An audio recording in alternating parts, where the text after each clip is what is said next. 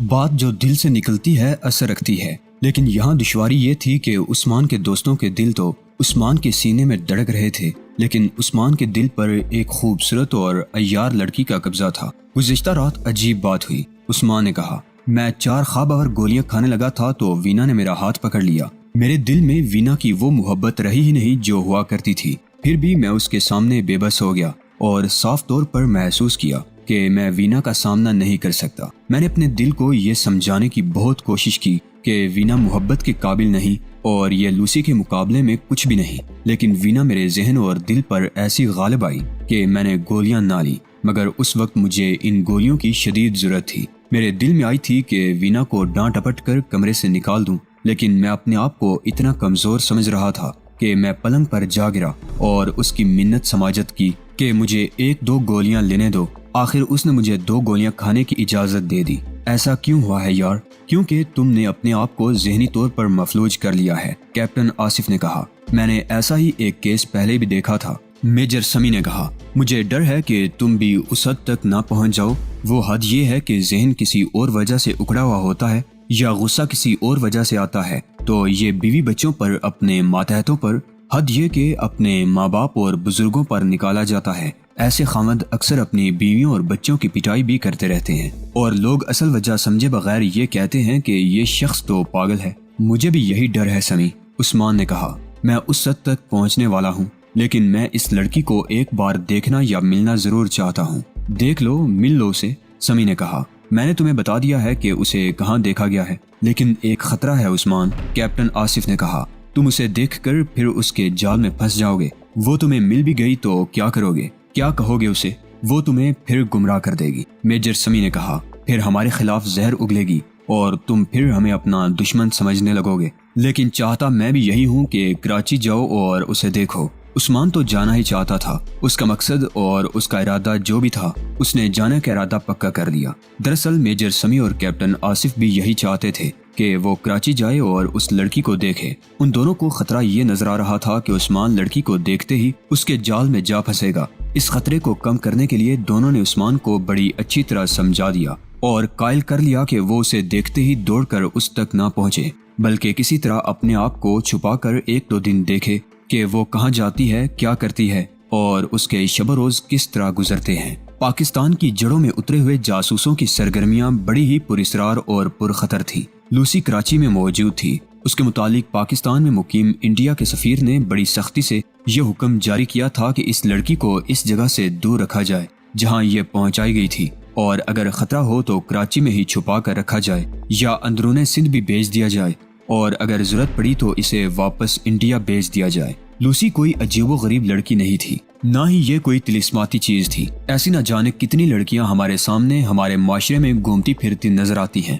Civil اور فوج کے افسر انہیں پھانسنے کے جتن کرتے رہتے ہیں۔ یہ لڑکیاں سرحد پار سے اسی مقصد کے لیے بھیجی گئی تھی کہ وہ افسروں کے ہاں پھنس جائیں، مگر ظاہر یہ کریں کہ وہ ہائی کلاس سوسائٹی کے معزز خاندانوں کی لڑکیاں ہیں اور پھنسنے پھنسانے کو اپنے خاندان کے لیے توہین سمجھتی ہیں۔ انہیں خاص طور پر ٹریننگ دی گئی تھی کہ اپنے مطلب کے افسر کے لیے خوبصورت اور دلکش سراب بن جاؤ، اس کے آگے آگے چلو، اسے اپنے پیچھے پیچھے چلاؤ، اور جب وہ اپنی سفلی خواہشات کی تپش اور حیوانی جذبات کی تشنگی سے مجبور ہو کر گرنے لگے تو اس کے سینے سے راز نکال دو اور اسے اپنے حسن و جوانی کے 2 گھونٹ پلا کر اس قابل بنا دو کہ اٹھ کر تمہارے پیچھے چلنے اور لپکنے کے قابل ہو جائے۔ ایسی لڑکیاں سرحد پار سے ہی نہیں آتی تھیں۔ پاکستان میں ایسے میٹھے زہر اور دل نشیں شراب کی کوئی کمی نہیں تھی۔ راتوں رات امیر بننے کی خواہش نے، شہزادیوں جیسی زندگی بسر کرنے کی ہوس نے اور ڈسکو طرز زیست نے اخلاقیات اور کردار کا گلا گونڈ دیا تھا۔ دین و ایمان جل کر راکھ ہو گئے تھے، اور یہ لڑکیاں دانستہ یا غیر دانستہ طور پر انڈیا کے جاسوسی اور تخریب کاری کے گروہوں میں شامل ہو جاتی تھی۔ لوسی کراچی میں تھی، وہاں کا رنگ زیادہ مضبوط اور زیادہ محفوظ تھا۔ اس رنگ کے پنجے کراچی اور اندرون سندھ میں گہرے اترے ہوئے تھے۔ رنگ لیڈر کوئی ہندو نہیں تھا، بلکہ وہ اس علاقے کا رہنے والا خدا بخش نامی ایک ادھیڑ عمر آدمی تھا جس نے اپنا نام دلیپ کمار مشہور کر رکھا تھا۔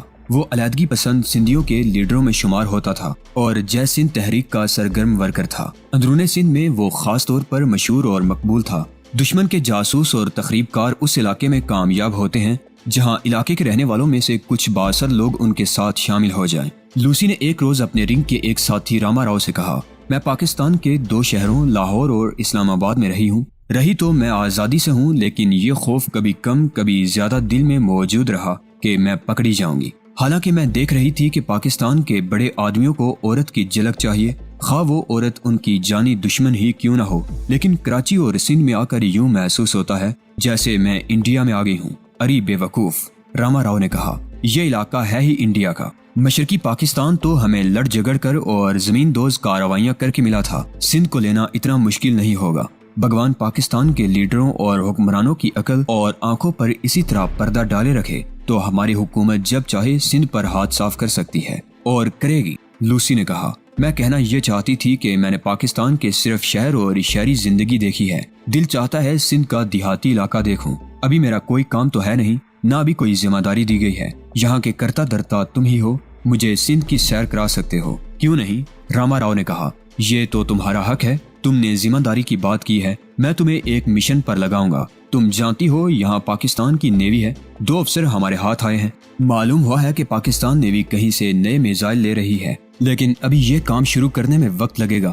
میں تمہیں اندرون سندھ گھما پھرا لاؤں گا۔ جانتے ہو میں کیا دیکھنا چاہتی ہوں؟ لوسی نے کہا اور خود ہی جواب دیا، سندھ کے ڈاکو بہت مشہور ہو گئے ہیں، میں انہیں یا ان میں سے کسی ایک بڑے گروہ کو دیکھنا چاہتی ہوں۔ میرا خیال ہے کہ ان تک پہنچنا آسان نہیں ہوگا، اتنے بڑے ڈاکو سامنے گھومتے پھرتے تو نظر نہیں آتے۔ یہ وہ کتابوں اور افسانوں والے ڈاکو نہیں لوسی، راما راؤ نے اسے بتایا، وہ ڈاکو کبھی کے ختم ہو چکے ہیں جو انگریزوں کے زمانے میں ہوا کرتے تھے۔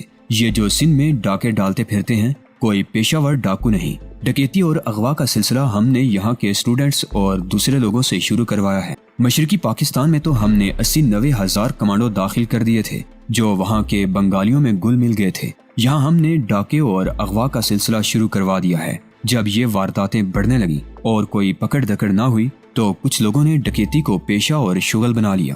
یہ سب اپنے آدمی ہیں، میں تمہیں ان میں سے ایک ایسے آدمی سے ملواؤں گا جو ان سب کا لیڈر اور پیرو مرشد ہے، یہ دیکھ لو راؤ۔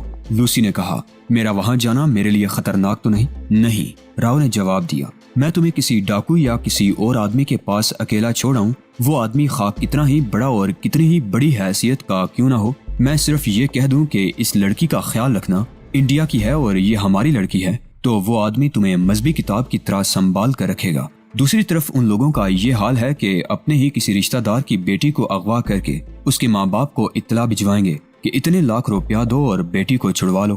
لڑکی کو جو خراب کریں گے وہ الگ معاوضہ ہوگا۔ ہاں لوسی، ایک بات ذہن میں آ گئی ہے، کہنے کی ضرورت تو نہیں، تم سب کچھ سمجھتی ہو۔ اپنے آپ کو سنبھال کر رکھنا، کیا مطلب ہے تمہارا؟ میرا مطلب تمہارے جسم سے ہے، راما راؤ نے کہا، اپنے جسم کے استعمال میں محتاط رہنا۔ او راؤ، لوسی نے تنزیہ سے ہنس کر کہا، اس احتیاط کی تو مجھے اتنی پریکٹس ہو گئی ہے کہ آدمی کو اپنی مٹھی میں لے لیتی ہوں اور اسے یہ تاثر دیتی ہوں کہ اس نے مجھے مٹھی میں لے لیا ہے، اور جب وہ مکمل طور پر حیوان بن کر مجھ پر لپکتا ہے تو بڑی خوبی اور کامیابی سے اسے کل کے وعدے پر راضی کر لیتی ہوں۔ اگر میں یہ احتیاط نہ کرتی تو پاکستان کے یہ افسر اور لیڈر مجھے اس وقت تک ٹی بی کا مریض بنا چکے ہوتے۔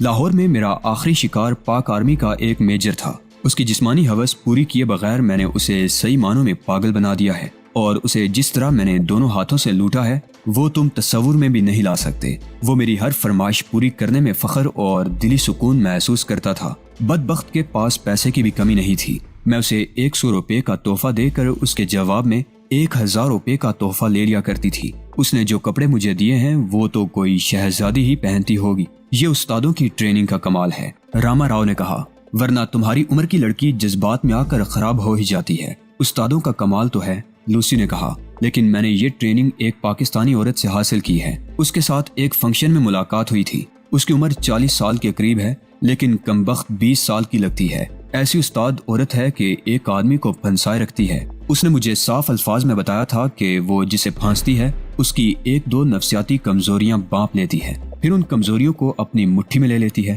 اور پھر باتوں اور ایکٹنگ سے اس کی ان کمزوریوں کو محرومیوں کا رنگ دے کر اس کی تسکین کرتی رہتی ہے۔ میں نے خود دیکھا ہے کہ وہ باتوں سے اپنے شکار کو ہپناٹائز کر لیتی ہے، اپنے جسم کو بچا کر رکھتی ہے، پیار و محبت میں کوئی کسر نہیں چھوڑتی، لیکن اسے آگے بات بڑھنے بھی نہیں دیتی، اور اپنے شکار کا وہی حال کر دیتی ہے جو جالے میں آئی ہوئی مکھی کا مکڑی کرتی ہے۔ اس نے اپنے خامد کو بھی انگلیوں پر نچا رکھا ہے۔ میرے ساتھ اس کی دوستی بڑی گہری ہو گئی۔ میری استادی دیکھ کے میں نے اسے شک تک نہیں ہونے دیا۔ کہ میری اصلیت کیا ہے۔ کردار اور اخلاق کے لحاظ سے وہ اونچے درجے کی طوائف کی مانند ہے، یعنی ایسی طوائف جو صرف 2-3 مستقل گاہک بنا کر رکھتی ہے۔ میں نے اس سے کام کے گر سیکھے تھے۔ یہ عورت دراصل ہمارے کام کی ہے، لیکن میں نے اسے بچ کر رہنا ہی بہتر سمجھا، کیونکہ اس قسم کی عورتیں ڈبل کراس شروع کر دیتی ہیں۔ اس عورت کی شہرت یہ ہے کہ کئی گھر اور کئی لوگوں کے کاروبار تباہ کر چکی ہے، لیکن کیا کمال ہے اس عورت کا کہ جو اس کی اس ہسٹری سے واقف ہیں وہ بھی اس کے جال میں آ جاتے ہیں۔ پاکستان اور پاکستانیوں کی کمزوریوں اور دکھتی رگوں پر کچھ دیر تبادلہ خیال کر کے راما راؤ نے لوسی کے ساتھ اندرون سندھ کی سیر کا پروگرام طے کیا۔ جاسوسی یا جاسوسوں کی دنیا میں ایک ڈرامہ لاہور کی ایک کوٹھی میں کھیلا جا رہا تھا جس کا تعلق صغیر کے ساتھ تھا۔ صغیر کی برین واشنگ نشہ آور دوائیوں اور ایک بڑی خوبصورت شوخ اور اداکار قسم کی لڑکی کے ذریعے کی جا رہی تھی، اور یہ برین واشنگ ہو چکی تھی۔ صغیر ابھی زیر نگرانی تھا، اب نگرانی کی بھی ضرورت نہیں۔ ایک روز منی نے سریش کو رپورٹ دی، تم خود دیکھ لو، میرا خیال تو یہ ہے کہ اسے کھلا چھوڑ دیا جائے تو گھوم پھر کر یہیں آ جائے گا۔ تمہیں زیادہ پریشان تو نہیں کرتا؟ سریش نے پوچھا۔ میری پریشانی کی بات کرتے ہو؟ منی نے ہنستے ہوئے کہا، یہ تو میرا جادو ہے کہ میں ابھی تک اس سے بچی ہوئی ہوں، ورنہ اس کا حال یہ ہو جاتا ہے جیسے مجھے کچا کھا لے گا۔ میں نے اس پر سچے عشق کا ایسا بوجھ سوار کر رکھا ہے کہ میں اپنے جسم کو بچا لیتی ہوں۔ کبھی کبھی خطرہ سا نظر آتا ہے کہ اس نے مجھے کبھی دبوچ لیا تو میں اس سے بچ نہیں سکوں گی۔ ویسے اس بندے کو اپنا ہی بندہ سمجھو، تم فکر نہ کرو۔ سریش نے کہا، میں نے تمہیں بتانا ہی تھا کہ اس کے متعلق گزشتہ رات فیصلہ ہو چکا ہے کہ اسے انڈیا لے جانا ہے، لیکن ایک مشکل پیش آ رہی ہے۔ پاکستان کی انٹیلیجنس کچھ زیادہ ہی چوکنی ہو گئی ہے۔ انہی دنوں ہمارے ایک رنگ کے 2 آدمی گرفتار ہو گئے ہیں۔ ریل گاڑی سے جانا ذرا خطرے والی بات ہو گئی ہے۔ پاکستان کے سینٹرل انٹیلیجنس بیورو اور ISI کے آدمی ریلوے اسٹیشن پر موجود رہتے ہیں اور چیکنگ بڑی سخت ہو گئی ہے، تو کچھ دن انتظار کیا جا سکتا ہے۔ منی نے کہا۔ نہیں، سریش نے کہا، اس شخص کے لیے انتظار مناسب نہیں۔ اس کی ذہنی حالت ایسی ہے کہ اسے فوراً سرحد پار بھیجنا ہے۔ کیا یہ آدمی اتنا زیادہ اہم ہے؟ منی نے پوچھا۔ اہم ہے یا نہیں؟ سریش نے کہا، یہ اوپر والوں کا فیصلہ ہے۔ میں اتنا جانتا ہوں کہ یہ شخص ہے بڑے کام کا، شاید اس لیے ہمارا چیف اسے ضائع نہیں کرنا چاہتا۔ جس وقت یہ دونوں آپس میں صغیر کے متعلق باتیں کر رہے تھے، اس وقت صغیر 2 کمرے چھوڑ کر ایک کمرے میں گہری نیند سویا ہوا تھا۔ دن کا پچھلا پہر تھا۔ اچانک صغیر کی بڑی بلند آواز سنائی دی۔ وہ منی کو بلا رہا تھا۔ اسے جلدی یہاں سے لے جاؤ سریش، منی نے اکتائے ہوئے سے لہجے میں کہا۔ اس نے تو میری جان کھا لی ہے۔ تنخواہ کس کام کی لیتی ہو؟ سریش نے ہنستے ہوئے کہا، اور جو عیش موج کرتی ہو یہی تو تمہارا کام ہے۔ جاؤ اور اپنے شکار کے ساتھ کھیلو۔ تپائی پر شراب کی بوتل رکھی تھی۔ منی نے 2 پیگ گلاس میں ڈالے اور اپنے حلق میں اڈیل لیے۔ اس نے بھی آخر اپنے اعصاب کو مضبوط رکھنا تھا۔ صغیر جیسے شکار کے ساتھ کھیلنا کوئی آسان کام نہیں تھا۔ منی صغیر کے کمرے میں چلی گئی۔ کہاں مر جاتی ہو؟ صغیر نے روٹھے ہوئے بچے کے لہجے میں کہا۔ تم سو گئے تھے؟ منی نے اس کے پاس بیٹھ کر اور اس کے گلے میں بازو ڈال کر اور پھر اپنا گال اس کے گال سے لگا کر کہا، میں تمہیں چھوڑ کر بھلا کہاں جا سکتی ہوں؟ سچے عشق کی اداکاری شروع ہو گئی۔ ایک طرف اداکاری تھی اور دوسری طرف نشہ آور دوائیوں کے خمار میں جومتی جامتی ہوئی ایک حقیقت تھی۔ منی اداکاری تو بڑی کامیابی سے کر رہی تھی، لیکن اس کے دل میں وہ تنخواہ اور عیش و عشرت تھی جو اس اداکاری کی عوض اسے یہاں مل جاتی تھی، اور اس کا کچھ حصہ معاہدے کے مطابق انڈیا میں اس کے ماں باپ کو مل جاتا تھا۔ تم شاید پی کر آئی ہو؟ صغیر نے اس کی سانسیں سونگ کر کہا۔ تم بھی پیو گے؟ منی نے بڑے پیار سے پوچھا۔ تم نے پی ہے تو میں کیوں نہ پیوں؟ صغیر نے کہا۔ تمہارے ہاتھ سے تو میں زہر کا پیالہ بھی پی لوں گا۔ منی اس کے ہونٹ چوم کر ہنستی ہوئی باہر نکل گئی۔ واپس آئی تو اس کے ہاتھ میں ایک گلاس تھا جس میں شراب کے 2 پیگ اور کچھ سوڈا تھا، اور اس میں تھوڑی سی آمیزش ایک نشہ آور دوائی کی تھی۔ صغیر نے اس کے ہاتھ سے گلاس لیا اور ایک ہی سانس میں گلاس خالی کر دیا۔ میں نے تم سے وعدہ کیا تھا کہ تمہیں انڈیا کی سیر کرواؤں گی، منی نے کہا۔ میں نے انتظام کر لیا ہے۔ کب چلیں گے؟ صغیر نے بے تابی سے پوچھا۔ آگرہ کا تاج محل دکھاؤ گی نا؟ اور قطب مینار تو میں ضرور دیکھوں گا۔ سیر کرانے کے لیے ہی تو تمہیں لے جا رہے ہیں، منی نے کہا۔ وہاں تمہیں تاج محل اور قطب مینار کے علاوہ ایسی ایسی جگہیں اور چیزیں دکھائیں گے کہ تم حیران رہ جاؤ گے اور واپس آنا ہی نہیں چاہو گے۔ دیکھو منی، صغیر نے بچوں کے سے لہجے میں کہا، میں واپس آنے کے لیے نہیں جاؤں گا۔ پاکستان میں رکھا ہی کیا ہے، اس ملک کا تو میں بیڑا ہی غرق کر دوں گا۔ منی اس کے لب و لہجے اور انداز سے اندازہ کر رہی تھی کہ نشہ آور دوائی کا اثر شروع ہوا ہے یا نہیں۔ یہ اثر شروع ہو چکا تھا، بلکہ صغیر کے دماغ کو تقریباً پوری طرح اپنے قبضے میں لے چکا تھا۔ منی نے اسے انڈیا کی خوبیاں اور پاکستان کی خرابیاں سنانی شروع کر دی۔ یہ تو روزمرہ کا معمول بن گیا تھا۔ صغیر کو تو معلوم ہی نہیں تھا کہ اسے نشہ آور دوائیاں دی جا رہی ہیں۔ وہ اپنے آپ میں نشے کی جو کیفیت محسوس کرتا تھا اسے وہ منی کے عشق کا خمار اور سرور سمجھتا تھا۔ اس ذہنی کیفیت میں منی یا سریش جو باتیں کر کے ذہن میں ڈالنا چاہتے تھے وہ بغیر کسی کاوش اور بغیر استدلال کے اس کے ذہن میں اتر جاتی تھی اور پھر وہ انہیں ذہنی طور پر قبول کر لیتا تھا۔ اس روز بھی منی نے یہی عمل دہرایا اور صغیر اٹھ کر بے چینی سے کمرے میں ٹہلنے لگا۔ وہ بار بار کہتا تھا کہ وہ فوراً انڈیا پہنچنا چاہتا ہے، لیکن ایک مشکل آ پڑی ہے صغیر۔ منی نے کہا، ہم ریل گاڑی سے نہیں جا سکیں گے، ریلوے اسٹیشن پر چیکنگ بڑی سخت ہو گئی ہے۔ اس مشکل کو تم اچھی طرح سمجھتے ہو، شاید ہمیں رات کے وقت سرحد پار کرنی پڑے گی، کر لو گے؟ تم سرحد کی بات کرتی ہو، صغیر نے مخمور سی آواز میں کہا، میں آگ میں سے بھی گزر جاؤں گا، تمہیں شاید معلوم نہیں کہ ایک بار سرحد پار کر چکا ہوں۔ پھر انڈیا میں کہاں تک گئے تھے؟ یہی تو افسوس ہے، صغیر نے کہا۔ جالندھر تک گئے، 3-4 روز رہے، پھر انہوں نے واپس بھیج دیا۔ میں تو جالندھر کے سوا انڈیا کا کچھ بھی نہیں دیکھ سکا تھا۔ میرے لیے سرحد پار کرنا کوئی مشکل کام نہیں، تمہیں ساتھ نہیں ہونا چاہیے۔ لڑکی کے لیے اس طرح سرحد پار کرنا بڑا ہی خطرناک ہے۔ میں تو گاڑی سے جاؤں گی، منی نے جھوٹ بولا۔ میرے لیے کوئی مسئلہ نہیں، ہو سکتا ہے میں تم سے پہلے دلی پہنچ جاؤں۔ منی اس کے پاس بیٹھی رہی۔ عشق و محبت کا کھیل چلتا رہا اور رات ہو گئی۔ منی جیسی ہی ایک خوبصورت ناگن کا ڈسا ہوا میجر عثمان بڑی تکلیف دہ ذہنی کیفیت میں مبتلا تھا۔ وہ تو یوں سمجھیے کہ حسن و جوانی اور ریاکاری کی تلوار نے اس کے وجود کو اوپر سے نیچے تک 2 حصوں میں کاٹ دیا تھا۔ اس کے دونوں حصے زندہ تھے، زندہ ہی نہیں بیدار بھی تھے، اور دونوں حصے الگ الگ ہو کر پہلے سے زیادہ سرگرم ہو گئے تھے۔ اب تو مجھے بھی شک ہونے لگا ہے کہ لوسی اصل میں کچھ اور ہے۔ میں لوسی کے بغیر شاید زندہ نہ رہ سکوں، وہ نہیں تو میں بھی نہیں۔ میرے دوست کم از کم میرے ساتھ جھوٹ نہیں بول سکتے، دوست بھی آخر مجھ جیسے فوجی ہیں۔ لوسی اس طرح ہاتھ نہ آئی تو اغوا کر کے اس کی آبرو ریزی کر لی۔ وینا خوبصورت بھی ہے، زندہ مزاج بھی، کیا خامی ہے اس میں؟ اور اتنے پیارے بچے۔ وینا میں وہ بات کہاں جو لوسی میں ہے؟ بچے تو ابھی ہونے ہی نہیں چاہیے تھے۔ میں لوسی پر لعنت بیچتا ہوں، لعنت ان سب پر جو میرے اور لوسی کے درمیان آنا چاہتے ہیں۔ میں اسے دیکھنے کراچی جاؤں گا، کسی کے ساتھ دیکھی تو اس کا گلا کاٹ دوں گا، لوسی کو کسی اور کے ساتھ دیکھا تو اسے زبردستی اٹھا کر لے آؤں گا، خواہ وینا کو طلاق دینا پڑے۔ لوسی کو ہمیشہ کے لیے چھوڑ دوں گا، بھول جاؤں گا۔ میں اسے کیسے چھوڑ دوں؟ وہی تو میری زندگی ہے۔ اور ایسے ہی متضاد خیالات، سوچیں اور ارادے تھے جو بجلی کی نیگیٹو اور پازیٹیو کرنٹ کی طرح ایک دوسرے سے ٹکراتے تھے تو میجر عثمان کی ذات میں شعلے چمکتے اور دھماکے ہوتے۔ اس کیفیت میں وہ گھر سے بھاگ جانے کی بھی سوچ لیتا اور ملٹری سروس سے بھی بیزار ہو جاتا۔ اسے اپنا رینک اور سوشل پوزیشن محض بیکار چیزیں نظر آتی۔ اسے غصہ بھی آ جاتا جو وہ وینا اور بچوں پر نکال تو لیتا، لیکن اب اس میں یہ تبدیلی آ گئی تھی کہ اپنے بیوی بچوں پر غصہ نکال کر پچھتاتا تھا، اور یہ اس کے لیے ایک اور روحانی اذیت بن گئی تھی۔ وینا نے اس میں معمولی سی یہ تبدیلی بھی دیکھی کہ اب وہ اس کے ساتھ ذرا اچھی طرح بولتا تھا اور کبھی بچوں کی بات بھی سن لیتا تھا۔ پھر بھی وہ جب لوسی کو اپنے دماغ پر سوار کر لیتا تو بیوی بچے اس کے لیے اجنبی بن جاتے تھے۔ اس دوران دوست اسے اکساتے رہے کہ وہ کراچی جائے اور جلدی جائے۔ دوستوں کو یہ خطرہ بھی نظر آ رہا تھا کہ کراچی اگر لوسی اسے مل گئی تو وہ پھر اسے اپنے طلسم میں گرفتار کر لے گی، لیکن اس کے ساتھ ہی وہ سوچتے تھے کہ لوسی کو اب عثمان کے ساتھ دلچسپی نہیں رہی اور وہ عثمان کو دھتکار دے گی۔ بہرحال میجر سمیع اور کیپٹن آصف نے یہ خطرہ مول لے لیا اور عثمان کو کراچی جانے پر آمادہ بلکہ تیار کر لیا۔ وینا۔ ایک روز میجر عثمان گھر آیا اور وینا سے کہا، میں کل صبح کراچی جا رہا ہوں۔ ڈیوٹی پر؟ ہاں، عثمان نے جواب دیا، ڈیوٹی پر ہی جا سکتا ہوں۔ کتنے دن؟ 9-10 دن تو لگ جائیں گے، عثمان نے جواب دیا۔ وینا کے دل پر بڑی زور کی چوٹ پڑی۔ اسے معلوم تھا لوسی کراچی پہنچ گئی ہے۔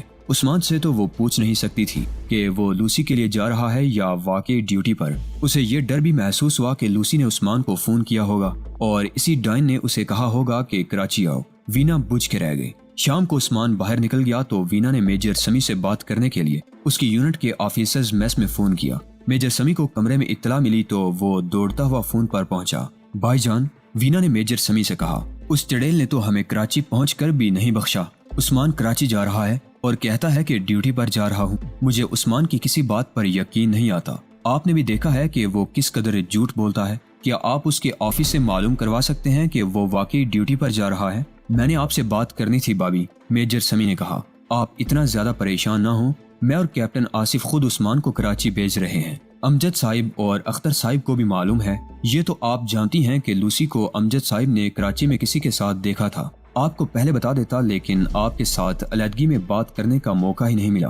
ہم نے عثمان سے کہا ہے کہ خود کراچی جا کر اس ایڈریس پر لوسی کو دور کھڑے ہو کر اور چھپ کر دیکھے۔ آپ کے ساتھ عثمان نے صرف اتنا سا جھوٹ بولا ہے کہ وہ ڈیوٹی پر جا رہا ہے، دراصل وہ 10 دنوں کی چھٹی پر جا رہا ہے۔ وہ شیطان عورت عثمان کو پھر اپنی لپیٹ میں لے لے گی۔ وینا نے کہا، ہم نے یہ خطرہ مول لیا ہے۔ میجر سمی نے کہا، آپ اللہ کے حضور دعا کریں، یہ کیس ایسا ہے جو دعاؤں سے ہی ٹھیک ہو سکتا ہے۔ بہرحال عثمان کا کراچی جانا اور لوسی کو دیکھنا ضروری معلوم ہوتا ہے۔ میں بھی ساتھ نہ چلی جاؤں؟ ہاں کیوں نہیں، میجر سمی نے کہا۔ اسے یہ نہ پتا چلے کہ آپ کو معلوم ہو گیا ہے کہ وہ ڈیوٹی پر نہیں بلکہ چھٹی پر جا رہا ہے۔ اب یہ آپ کا کمال ہے کہ آپ اسے منوا لیں کہ وہ آپ کو ساتھ لے جائے۔ آپ نے تو بھائی جان میرے دل سے بوجھ اٹھا دیا ہے۔ وینا نے کہا، میں تو ڈر گئی تھی کہ اب عثمان آئے دن کراچی ہی جاتا رہے گا۔ مجھے امید ہے کہ اللہ جو کرے گا بہتر ہی کرے گا۔